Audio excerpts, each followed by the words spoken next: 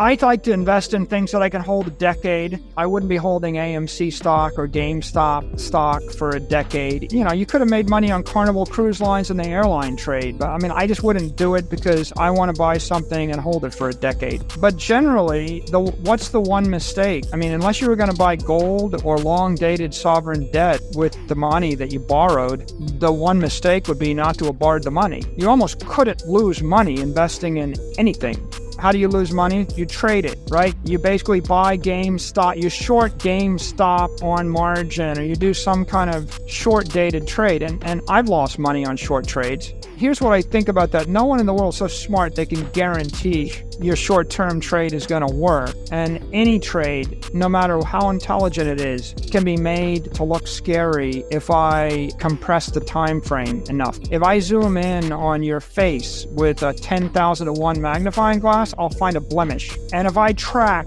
the most stable thing down to the 1 second gyration, I will find anxiety. You know, one point I made to people is, if you took $1 million and you bought a house, and then you went to everybody you could find in the world every minute of the day on Saturday night while you're drinking tequila, and you said, will you buy my house for me for more than I paid for it? You would probably find someone that would say no. You would probably find someone that'll say, I don't want your house, I'm not going to pay you anything for it. Or someone else would say, I'll give you half. And if you then said to yourself, oh my God, I lost half my money, I found someone that was willing to give me half, you would just give yourself a heart attack. If you keep over-sampling, if you sample everybody all the time, you're going to create anxiety. And the problem with Bitcoin and cryptos in general is they're sampling everywhere in the world all the time. And so if you fixate on it, it's going to give you anxiety. And the only thing you can do is buy or sell, right? And so if you buy and hold, that's good. And at any point in the history of technology, if you had sold, you made a mistake. With the one caveat, you have to buy the winner. Trading Bitcoin is a risky venture, and many experts argue against it. Michael Saylor is one of these experts and is strongly against Bitcoin trading. In fact, he even feels sorry for people that do.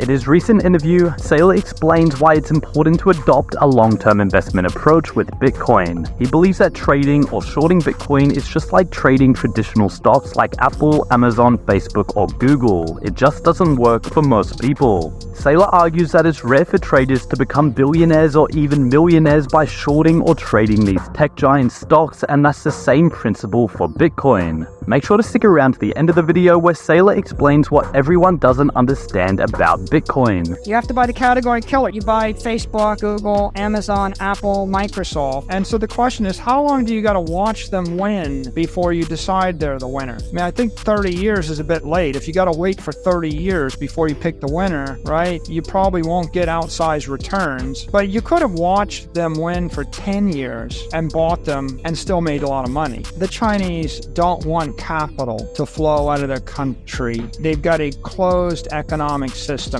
And the Chinese don't want you to move capital, and Bitcoin just happens to have gotten to the point where it was material. If it was immaterial, I mean, they'd already, they shut down conversion of fiat CNY currency to Bitcoin in 2017, right? It happened in 2017. The country gave people some number of months to move their exchanges out. There's OK Coin and there's OKEX, right? And they split, because you couldn't be trading fiat to Bitcoin in China. They forced themselves out of the business. So that's why it's a geopolitical mistake. It's a tragedy for the people in China that own Bitcoin. I feel awful for them. Who are the big winners? Look, my company buys Bitcoin at $35,000. I would have paid $70,000, Scott. If this had not happened, then Bitcoin would have gone 60 to 70 to 90 to 100. We'd be paying $100,000. So people buying Bitcoin in the 30s got Bitcoin at a discount. You got two types of people. You got the long-term people that said, but for the Chinese exodus, we would have had to overpay. And you got the short-term people that said, you're so stupid. You bought it at $50,000 and now it's $35,000. You should have shorted it. Well, shorting is like shorting electricity. It's like, no, I don't think so. This is a Rorschach test. If you understand that Bitcoin is digital property rights for 8 billion people, going to change the earth, then you think this is just volatility and it's a buying opportunity and it's a windfall. And if you think Bitcoin is a random speculative gambling asset of no consequence with no underlying value, then you think, it's like you were stupid. You shouldn't have bought it. Obviously, the technologists that understand it, we think it's a decentralized, sound digital property network that can serve as the basis of the 21st century economy. This is a $1 trillion mistake for China because they had 60% of Bitcoin mining. It was worth $12 billion a year plus all the Bitcoin, and it was doubling every year, and it was going to $100 trillion. And they could have had trillions and trillions of dollars. And instead, they held a gun to the head of their holders. Now, the next question is, well, is Bitcoin good for the world? Well, it's good for the rest of the world, right? It's good for the dollar. What you can see here is if you're free-floating currency, then you're going to see the US dollar float to 5 billion people's mobile devices, and Bitcoin is going to be the underlying protocol to synchronize all 5 billion devices. And if you don't synchronize on Bitcoin as a settlement network, you'll synchronize on Lightning as a transaction network, or you'll synchronize on another layer 2, a proprietary layer 2 controlled by Binance or Coinbase or Square or PayPal or Apple or Google or Facebook, that then in turn settles on the underlying Bitcoin settlement network. And so the architecture of the world is becoming clear. When I wrote the book, The Mobile Wave, what I said was, buy Apple, Amazon, Facebook, and Google because they're the dominant digital networks in the Western world. China closed off China to Google and Facebook and Twitter and Amazon and the like through capital controls and information controls. And then they created their own version, Alibaba, WeChat, right? Alipay, right? So Weibo. So China created its own little world. And what you saw was the Westernet, which consists of Western Europe, the United States, the rest of the world. That became one ecosystem. China,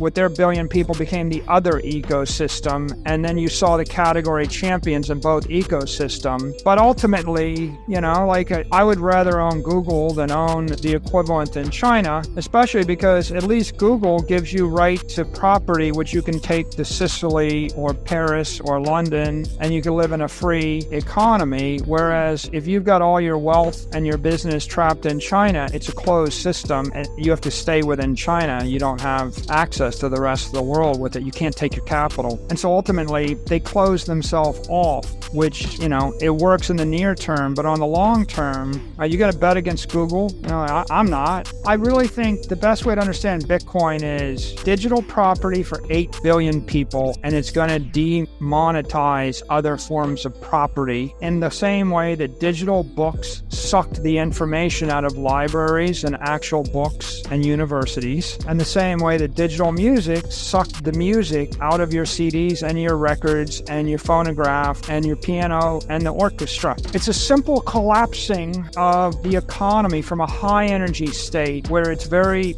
energy intensive and mass intensive and difficult to provide this thing to 8 billion people, to a low energy state. And when anything crystallizes, lots of energy gets given off, just like the energy when you go from steam to water to ice. The energy that's collapsing because we're demonetizing gold. It's hard to move $1 billion of gold. It's 30,000 pounds. It's hard. It takes you $5 million to move it from place A to place B. It takes $5 to move Bitcoin from place A to place B. As you demonetize property and dematerialize all of these things in the economy that we live in the 20th century, you're creating extreme value. The value is going to accrue both to the underlying asset and it's going to accrue to all the applications that adopt the asset. MicroStrategy adopted Bitcoin for a treasury. Square adopted Bitcoin. Binance and Coinbase adopted Bitcoin. Every place that this digital property is plugged into is going to benefit, and then owning the property is the benefit. So once you understand that, you understand it's going to be a process that runs 10, 20, 30 years. I mean, the next decade is going to be big. The last decade was clearly big. You just got to look at it as a technology trend, and then obviously invest money that you can hold for the long term. I mean, not money that you need to have next Thursday because you'll get wrecked or wiped out on leverage. And if you don't understand what I said, go to hope.com. There's a free course on Bitcoin for everybody. There's another set of lectures by Gary Gensler at MIT. There's another course. There's 10 hours of discussions that I've got with Robert Breedlove on energy systems and engineering. There's every book on Bitcoin. There are all the influencers and a ton of leaders on Bitcoin. There's podcasts on Bitcoin. There's tons of video on Bitcoin. Study it until you've concluded that you hate the idea or you like the idea. Because if you're not sure and you're living in fear and anxiety, it's pretty stupid to risk your life savings after 2 hours of study. It took you a lifetime to get the money. So it's funny that people will work a lifetime and they'll make investments in 1 hour. How about you worked a lifetime, spend 100 hours or 200 hours or 500 hours. After you've spent 500 hours thinking about it, maybe then,